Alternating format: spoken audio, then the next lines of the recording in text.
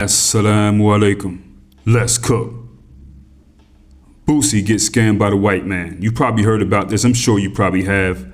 Torrance Hatch Jr., Boosie Badass, facing a federal gun charge from a 2023 traffic stop.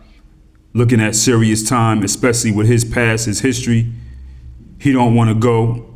I don't blame him. So I guess he had his lawyer do some research. They found out about the pay us to lobby for your pardon program, okay?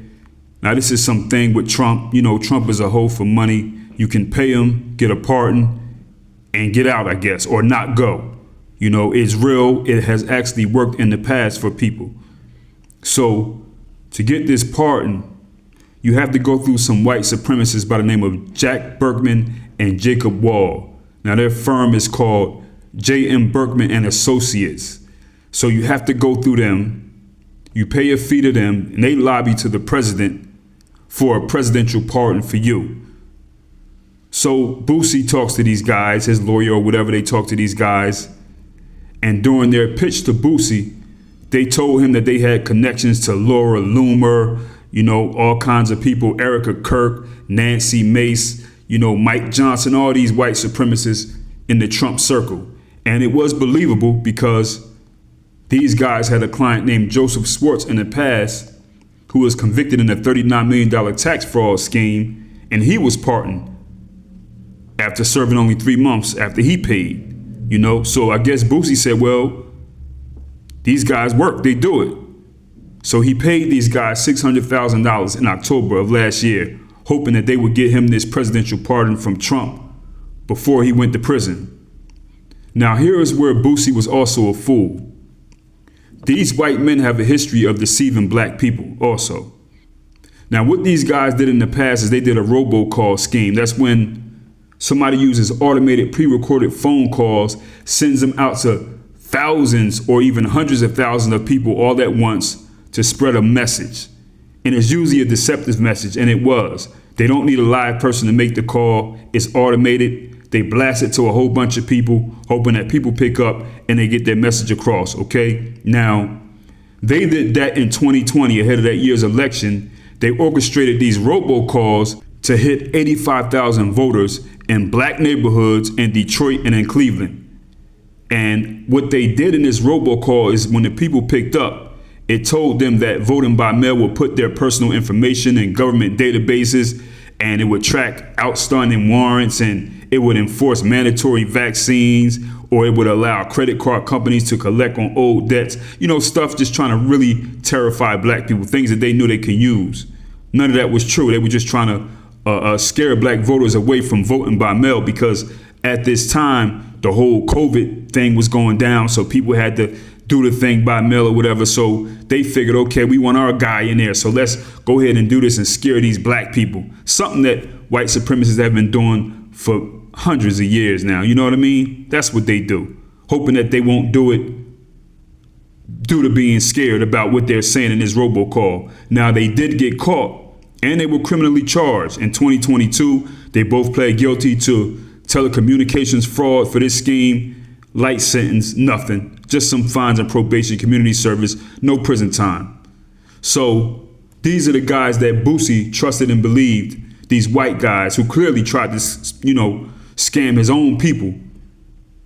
You know, they got it's facts. This is not a lie. This is facts. They can look it up. He could have looked it up. They actually got in trouble for it. Of course, they got a slap on the wrist. They're white.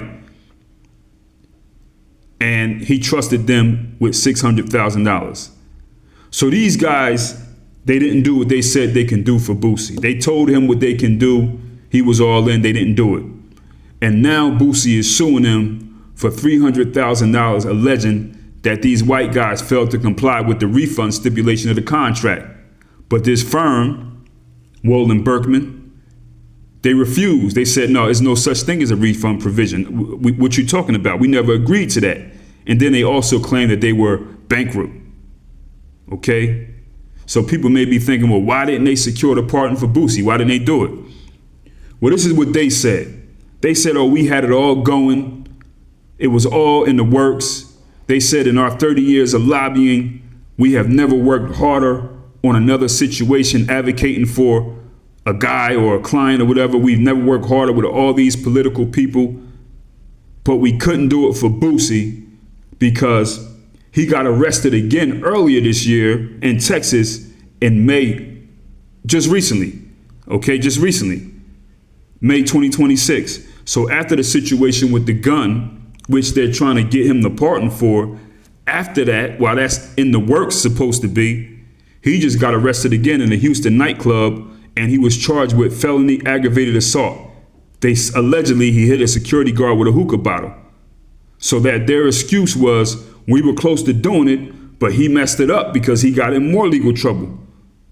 Okay? So in this situation, it looks like white people were just white peopling, and Boosie was their sucker. I don't understand why you know what? I understand why he would pay. I mean, you really think this is going to keep you out of prison? He probably really thought that. You know what I'm saying? Like, if you have money and you could pay not to go, like, who wouldn't do that? But you didn't do your research on these guys. These guys are scammers. And you're just a little black dude. Nobody respects Boosie. You know what I mean? They seen a fool coming. They don't respect black people. Maybe they never did anything. Maybe they just say, let's take his money and keep it moving because we know he ain't going to do nothing. I don't know. Maybe that's the case. What do y'all think? Maybe his own lawyer was even in on it and got a little piece of the money. Like, okay, I'm going to bring this fool in here to y'all. Just give me this. Y'all take this. Could have been that. Who knows? What y'all think? But, the thing about this guy, Boosie, is this, man, too. I don't know how old he is, man, but I think he's too old to be out doing these things, whatever, not learning. And he doesn't seem to ever humble himself. Boosie has a very gloomy past, real gloomy, one where Boosie is lucky that he's not in the state penitentiary or the federal penitentiary, and he should be happy because he dodged some bullets, did some bad things to dodge some bullets. And after all that, you're out in the world with your freedom. You got this big old land property. You can go fishing on it, houses, money on your land, and you're still out doing dumb stuff. He didn't humble himself. He's still being loud and doing things that he shouldn't be doing. He just is a magnet for ignorance, a lot of fit and a lot of gloom with this dude, Boosie. You get caught with a gun in 2023. I do understand why somebody would feel as though they need a gun, especially somebody like Boosie, but you can't carry it. You got to hire security to move with you. You can't do it. Then after that, you're still in some foolishness, catching an assault charge, in the club in Texas. I mean, Boosie attracts too much negativity. And I think that Boosie is a real selfish dude when it comes to his people as well. Remember this, Boosie? Welcome back to the channel once again, fam. Boosie is being called out for a new challenge he just created to promote his latest single. Boosie took to Instagram to announce the Stick It to Car challenge to promote his new single of the same name. Boosie is offering the winner of the challenge $2,000 just in time for Christmas. But the winner could also get a trip to jail as well. With them sticks, whoever do the best video, win $2K for Christmas. See, that's the problem. Boosie has no humility. Okay, I get it. You make music. That's what you're going to do with your life. The music is very ignorant. People like it. Okay. But do you have to go this far to encourage your fans, young black people, to stick their gun out the car? Show your stick out the window challenge and all that other stuff. Why even promote that to get some of these kids their face shot off or get sent in prison? I mean, you know how influential you are with the mute. Why would you even do that? You don't even have to do that. He doesn't care because I guess he figures, oh, this is not my child or whatever. I don't know what's wrong with what people like Boosie be thinking, man. So reasons like this are why I think Boosie may be done. It's just not about them people scamming him. This dude, he promotes too much nonsense and ignorance. I mean, you can't just keep going like that, thinking you're going to get break after break. Boosie caught his break many years ago, where he should probably be in prison right now.